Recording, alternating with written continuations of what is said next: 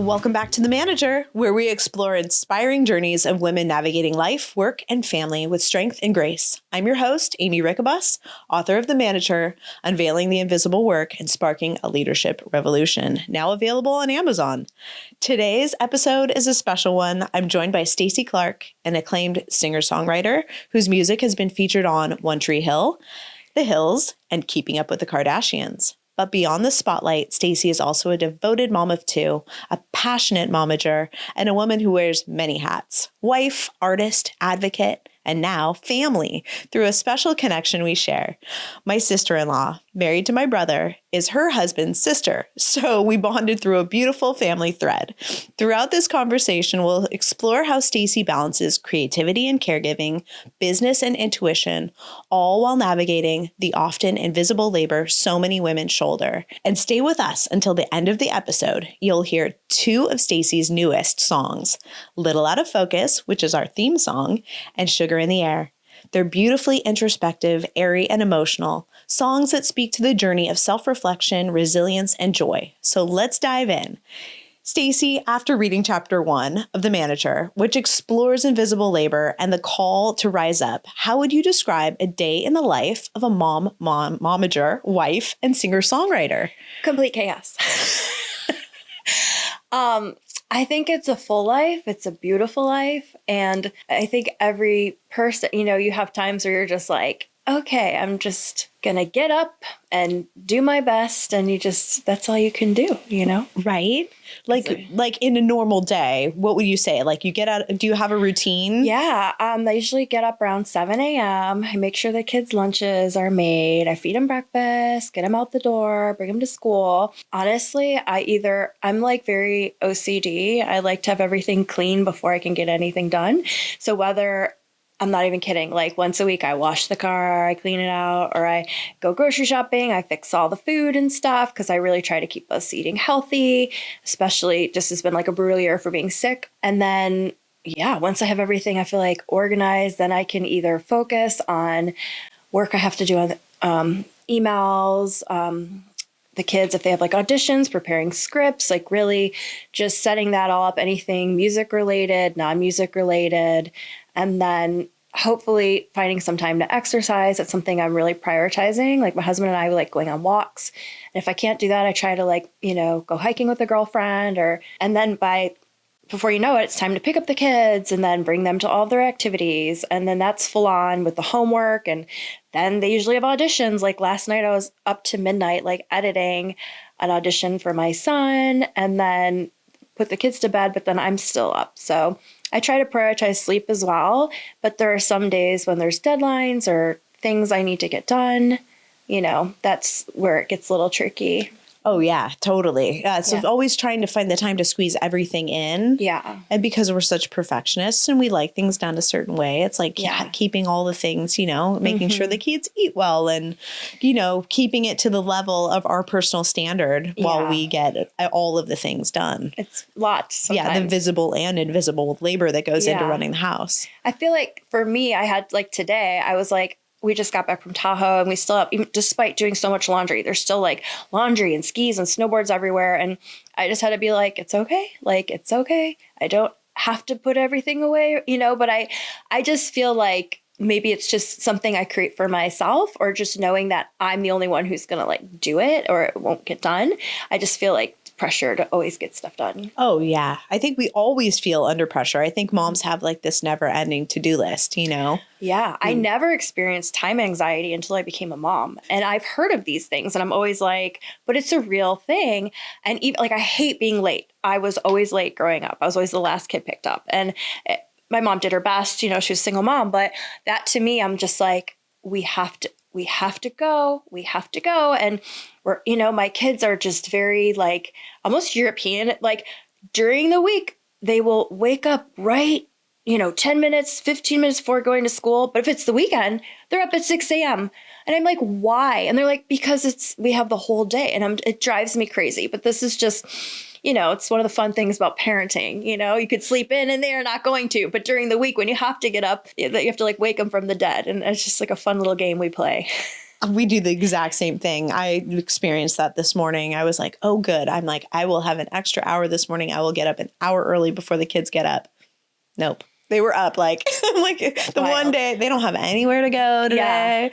Yeah. Indy's on spring break. Yeah. Nobody has anywhere to go, but nope, 7 a.m. Let's go, Mom. I know. Yep. It's like, right. it's like this fun little game. It's a fun little game we play. Mm-hmm. So as a mom, wife, and full-time creative, how do you balance your personal life and your music career? I feel like that's just something that's always in progress. Like, I really try to make time for friends, but I'm going to be honest, like a lot of times you're so busy with, I see all my music friends. I see all the people, adults that my kids, like say if they play sports, I'll see all those parents acting. I'll make new friends on set, but it's really those important relationships. You have to make time for them. Even if it's a couple times a year, once a month, you have to put effort into it because it's really challenging. And the more things you want to get done, whether it's like, oh, I want to prioritize recording. So I'll be, recording with Corey or writing. We have a songwriting project as well. And it's like, that's really important to me to always like create. So it's just like carving out time, setting boundaries on your time, and just being realistic with what you can commit to. Because I used to be a real yes person. And now I'm just like, you can't because you'll burn out. And also like, I enjoy taking on a lot of volunteer positions. I brought a music program to the kids' school the past 2 years. I brought a free acting program. I'm really trying to bring opportunities for children, because I think it's so important, the music and all really those things. But sometimes when it's like, it's just such a battle to get these programs and it's worth fighting for. But sometimes you have to ask yourself, okay, like, I'm doing as much as I can, but you have to be realistic about your time and boundaries. Oh, yeah. I think time management is the key to success in life, but especially in motherhood. Yeah. Yeah. It's like I'm actually been thinking about how can I use AI to like create almost like an algorithm for my life to break my time down so that I make enough time for my husband, my kids, myself, my career. My hobbies, like writing, like I'm working on another book. When do I have time? I usually do it when I'm driving. Yeah. And honestly, I write songs when I'm driving. Yeah. Like a lot of times we're in LA, I'm bringing the kids for auditions or callbacks or filming.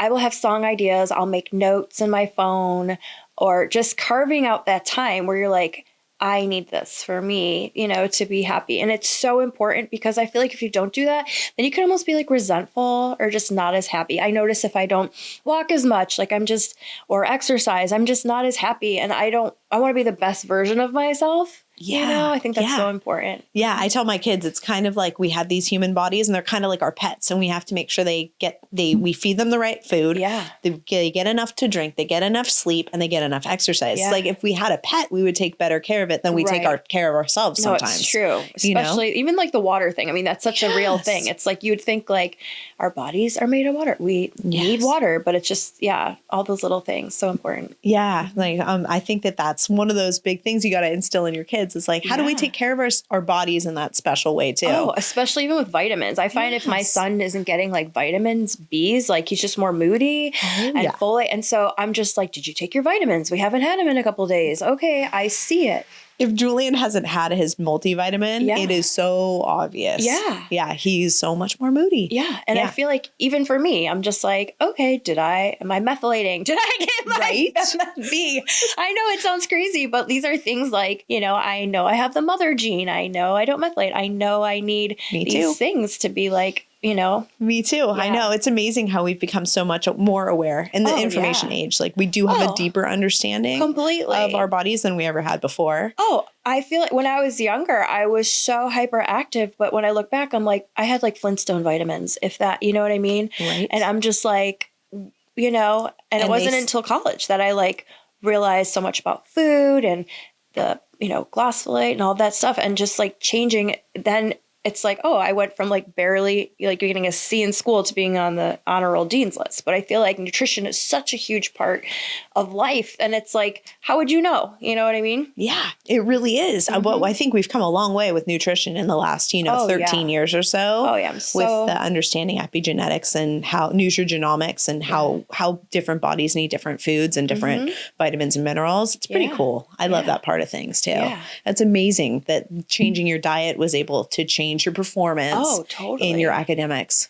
Oh, yeah. And gluten. I realized Oh, I have a gluten sensitivity that causes like brain fog and honest canker sores and rashes. And I thought I had celiacs, but it's just no, I just react. So it's really interesting and so important to be in tune with these things. I mean, do I occasionally eat gluten? Who doesn't?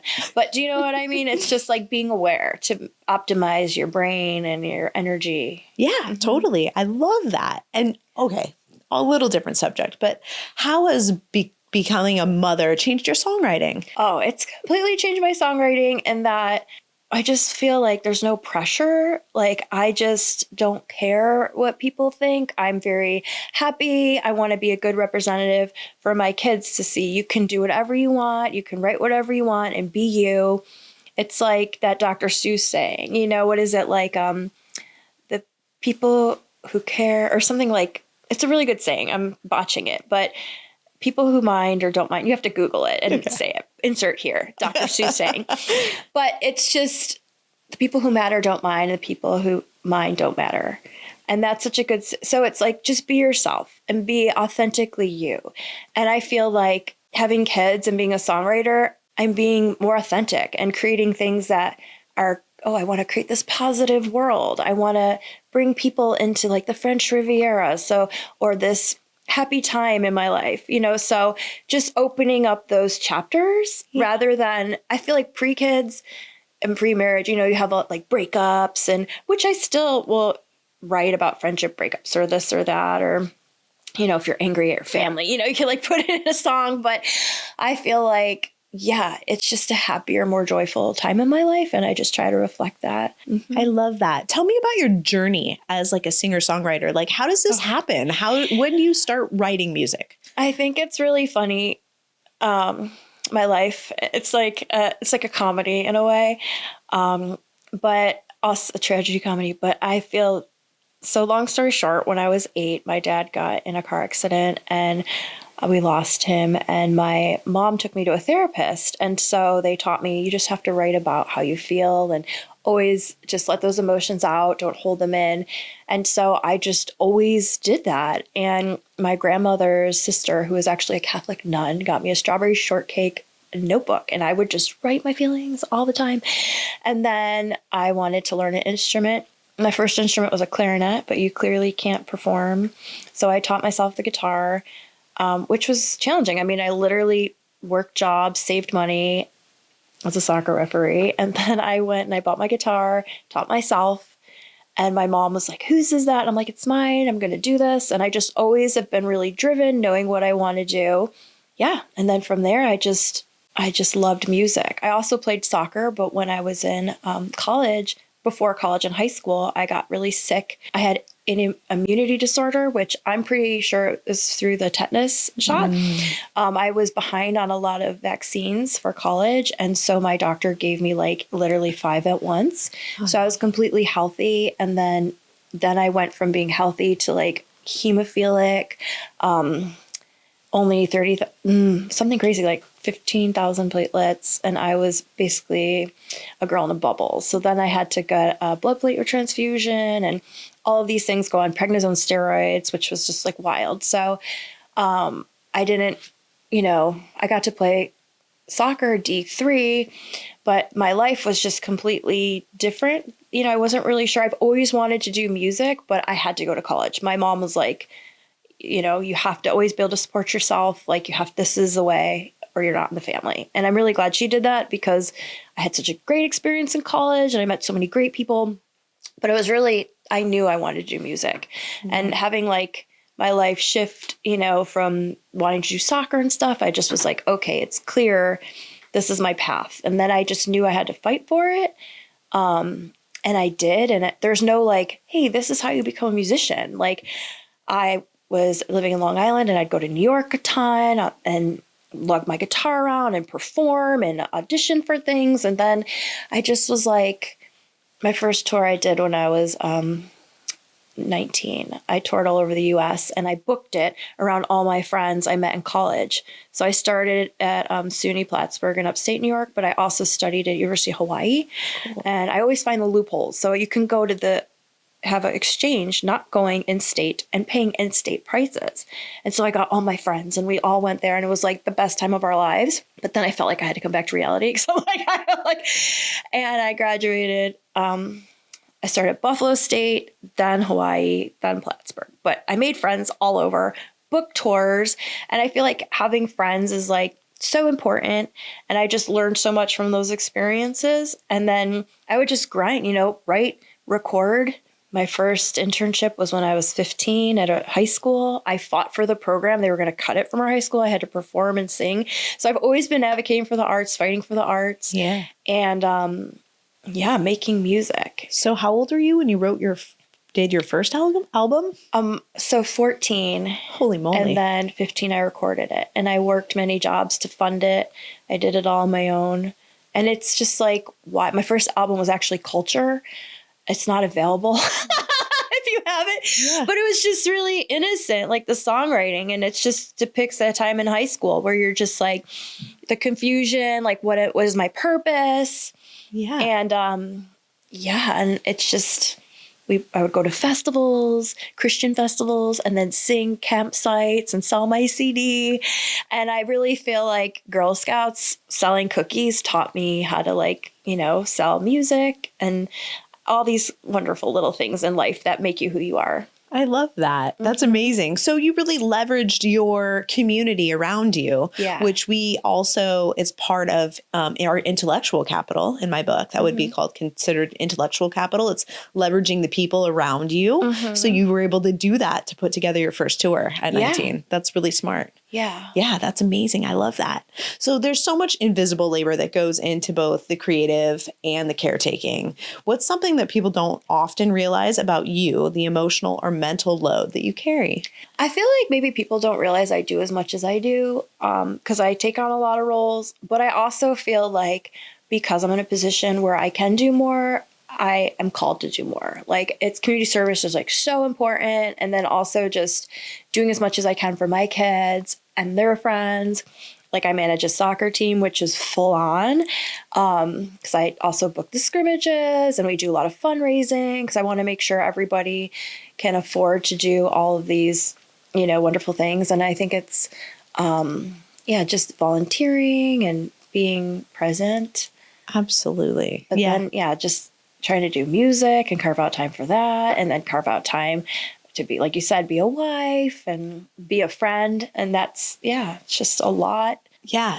Sometimes the invisible labor is just being the manager of like, how do we manage this small amount of time that we get together? And that's the thing, like our families both live not here, like not in California. So just when we see our families really being present and enjoying that time as well, which, I'm from Buffalo, New York, so we spend a lot of time there. And then we also do a lot of time in Phoenix, Arizona. And I just feel like that's so important too, because especially as our parents are growing older and knowing they're not going to be here forever, it's so important to prioritize that time.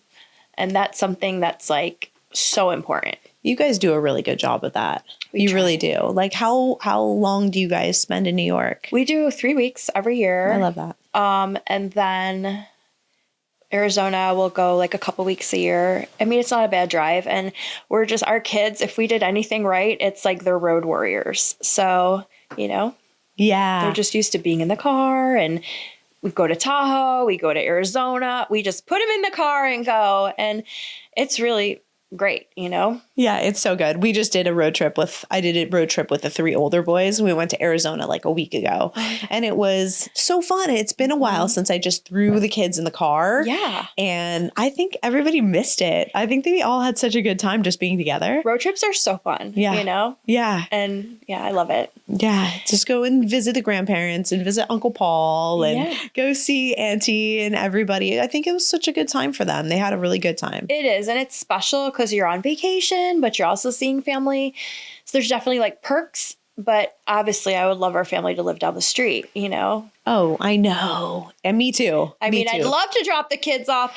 I always feel like, I don't want to say jealous. I feel like people who have grandparents who live near them or their parents who they're like, what a gift. It's a whole different thing. I know I've watched this guy on Instagram and he says that this generation that we're in, like being parents right now, this is the hardest it's been on parents since World War II because of the way that our parents aren't around to help us with our kids. We don't have the community, the support systems that we have had before. And it's like, you can't fault people because like, it's really hard to retire in California. And, you know, the weather, when you get older, you get colder, and Arizona is really, you know, great, and Florida for retiring. And and my whole family's still in Buffalo. So it's just, I'm like the black sheep. I know. But yeah, it's hard to not have your family around you when you're raising, you know, when you're raising kids. But on the other side, we have friends that have become like family. And I'm so grateful for that, you know? That's the key. And I think that's part of like the community and what we're the work that we're doing with the managers, like bringing awareness to the fact that we might not have the grandparents like we used to, but maybe we should be building some other type of support system and community to help one another. Huge. Yes. So huge. Yeah. It's like, how can we as women be more intentional in creating community for ourselves? Yeah. So that we have the support that we need. That's why I did the whole like Flower Child Festival to bring women together, and just have like accessibility to non-toxic products. Also like breastfeeding, normalizing that, and also screening for learning and speech and all the things that nobody prepares you for, you know? And it's just so important to have that community, normalize everything, and just be there for each other. Absolutely. Yeah. We as women, I think we are coming back together. Yes. Yeah. And I think as we do, it's going to get easier again. We went through a little bit of a weird time. I think social media kind of can divide, but I think if we use it intentionally, there's a way for us to create community for real. I agree. Yeah.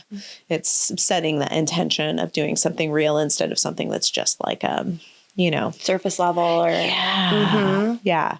So do you have any systems like songwriting rituals or boundaries around your time that help you stay productive while managing your home life? Yes. So I feel like my friend Corey, who you heard before perform, he has a recording studio and he lives down the street. And I feel like just having safe space where you can go and write and bounce ideas off each other, and just, it's so nice, you know? So I still write songs at home and everything, but just, I feel like having a place not at home to really focus on your craft is just so important. So then you're not distracted from your work.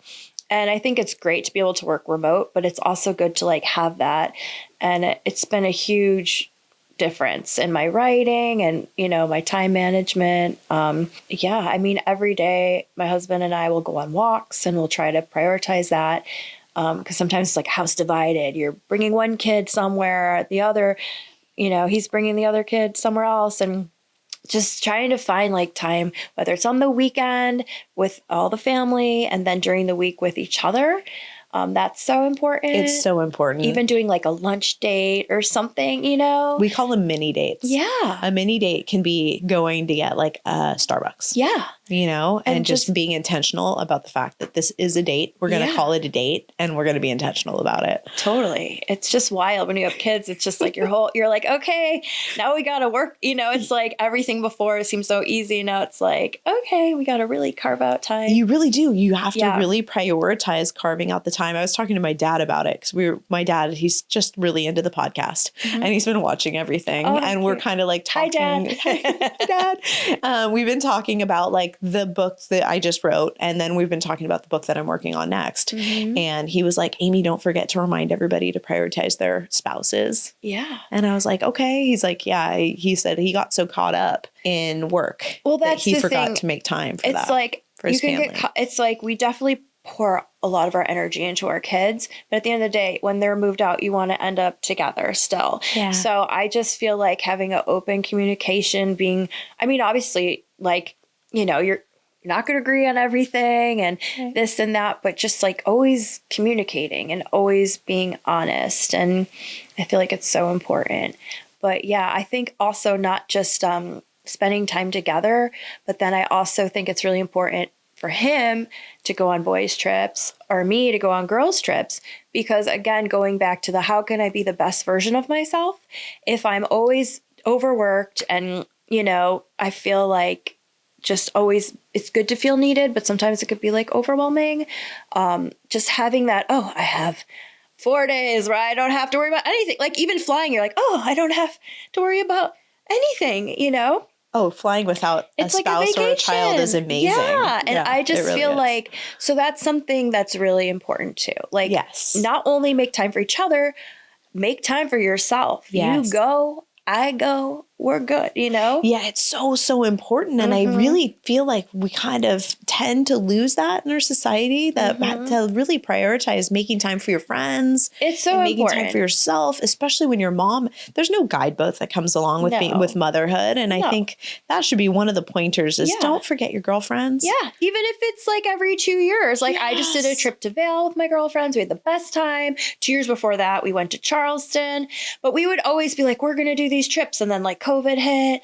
And then it's like, there's always going to be some excuse, something. Like you have to just make it and do it, you know? And the people who are just like, you have joy to be around. That's, you know what I mean? It really does. It makes you feel younger. It almost like fills up your soul. It's like feeding your soul. Exactly. The energy. It it just recharges your energy. Yeah, And, yeah. We have the office hours and we meet every other Friday. And it's just being together. And honest to God, we just need to talk for like 5 hours. And that's when you get your energy, your ideas, and just like your frequency. Like, I know it sounds crazy, but like, so important. So important. Yeah, such a priority. And add that back into your priority list, ladies. Yeah. Super important. Take care of yourself. Love yourself. Oh, love yourself. And I feel like that's the thing too. Just like be authentic, accept who you are. Don't have these unrealistic expectations. Like, we're not in our 20s anymore, and that's okay. Yeah. Love the body you're in, because 20 years from now, you're going to wish you had it. That's right. And just like take care of yourself. So there's a part in the book, The Manager, that talks about how if you're doing your job well as a mom, no one even knows that you're doing it. Have you ever felt that way, especially in your roles off stage? Oh, 100%. I feel my strength is organization. And so I'm really good at managing schedules. I mean, I have it color coded, I have it locked down. And I feel like just having that makes it also easier, you know? Oh yeah, totally. Yeah, that you're when you're doing it well, no one even notices how well you're doing it. Yeah. Yeah, absolutely. And it's funny because sometimes I'm like, okay, we're at our max, and then like, you know, my kids will have like an audition or something, and I'm like, okay, I got to go to LA. Like you just got to do it, and then you just got to put one foot in front of the other and do it, you know? Yeah, absolutely. What legacy do you hope to leave behind? Not just through your music, but through the way you've lived your life as a mother, wife, and creator. I think the most important thing is just hopefully live your life with kindness, with empathy. Try to leave the world a little bit better than it was before you. But also, like, I just hope my kids realize, like, you don't have to put a boundary or limit. You can truly do anything you want. And it might not look like maybe what you expected, but it's what you need. And just knowing that like you're capable of anything, believe in yourself, and just, you know, and also set boundaries and stand up for yourself. It's okay to say no. But my legacy is my children and giving them a better life, and just, you know, every opportunity I possibly can. I love that. I love that. Oh, if your life was a song, what would it be called, and what would the chorus say? If my life was a song, it would be driving. I'm driving in the car, driving, don't get paid. It's like an Uber driver, you know, like I literally feel like I'm always in the car. Or it would be, we just got back from a vacation, but it's like, I need a vacation from my vacation.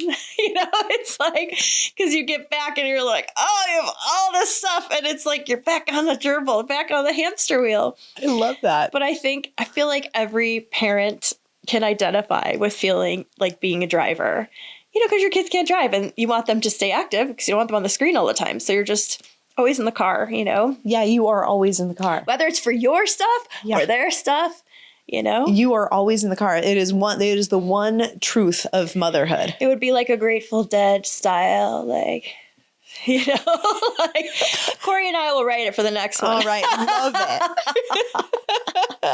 Stacy, thank you so much for sharing your story and your wisdom and your heart with us today. Your journey as a mother and artist and momager truly captures the spirit of the manager, the balance and beauty and bravery of showing up fully in every role. And now, a special gift to our listeners. We're closing this episode with two of Stacy's latest songs, A Little Out of Focus and Sugar in the Air.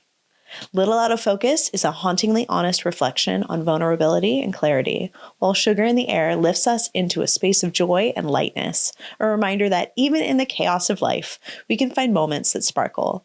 We hope these songs stay with you, and just like Stacy's story has. Thanks for listening, and as always, keep managing her and managing you.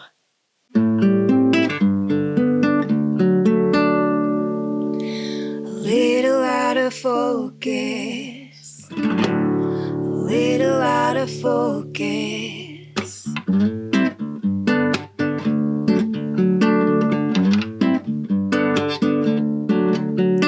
Sipping on my coffee, the streets are upbeat, the hills are rolling, and I don't know where I'm going, don't know where I'm going.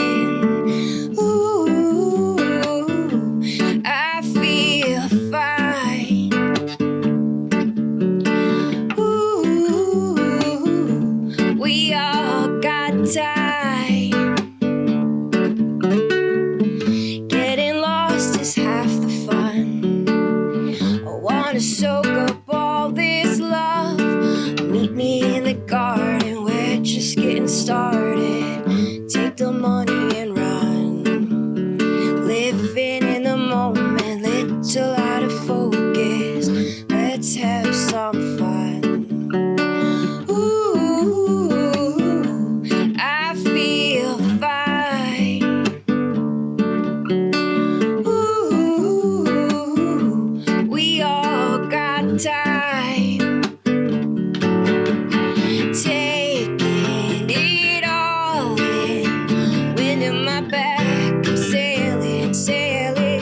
Places I've never been. Moments and memories, they become everything.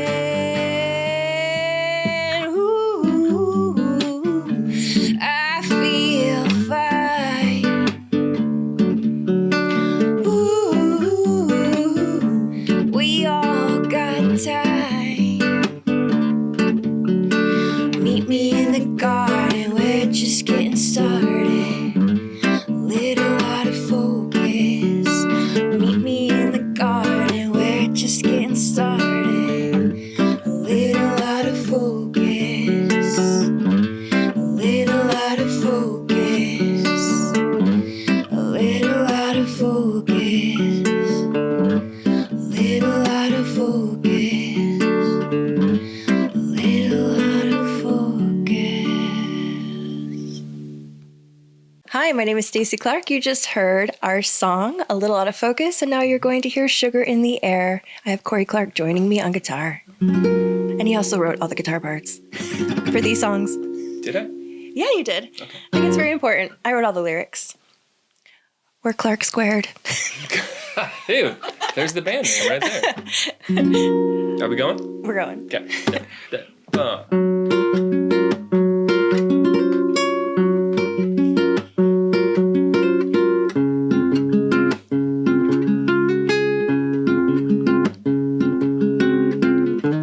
Passenger side, along for a ride, out for a spin.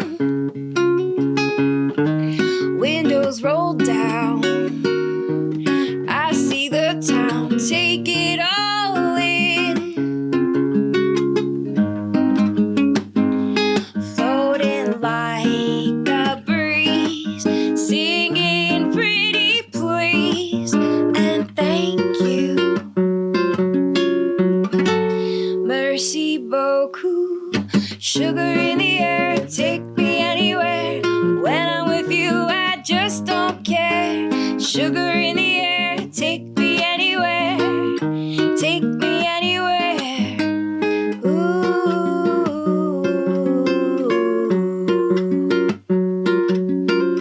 Ooh.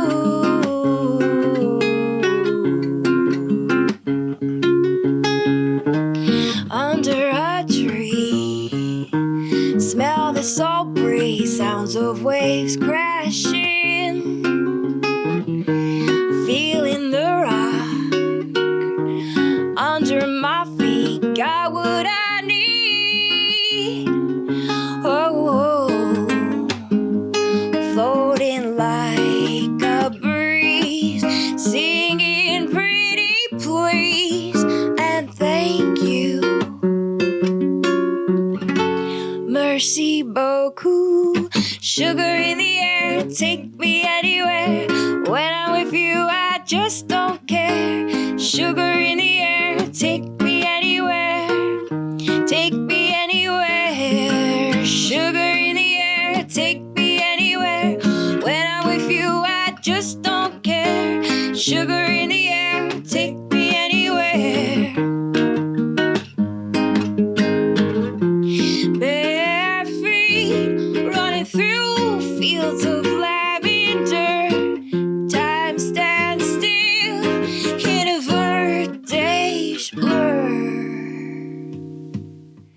Sugar in the air, take me anywhere. When I'm with you, I just don't care. Sugar in the air, take me anywhere.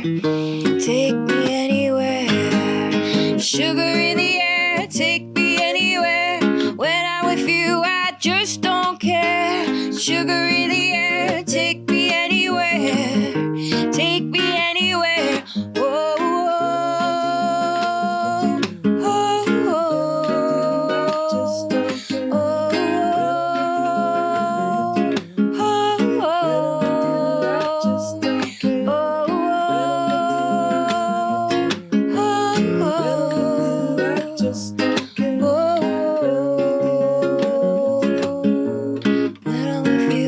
just